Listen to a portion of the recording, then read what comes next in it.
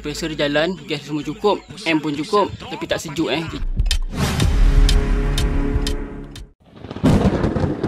Okay, hari ni kita berada di klinik klinik kuarter Semangau. Kita cek masalah aircon lah. Okay, aircon ni semua cukup, amp pun cukup, tapi tak sejuk Kita cek kat sini, kipas tak jalan, kipas outdoor tak jalan Dia punya punca dia dekat dalam ni. Dekat board ni ada masalah. Kena buka balik board, solder balik, tukar kapasitor.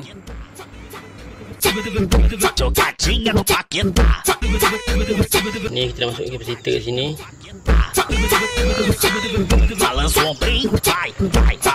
Kapasitor dia saya tukar, lepas tu kita siap pasang dah dia punya motherboard dia.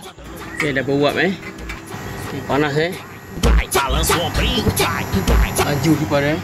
Untuk bilik ni kita dah tukar kapasitor dia. Alhamdulillah dah okey dah. Aircon dia dah sejuk. Okey, kita bacaan dia. Okey lah, ngam.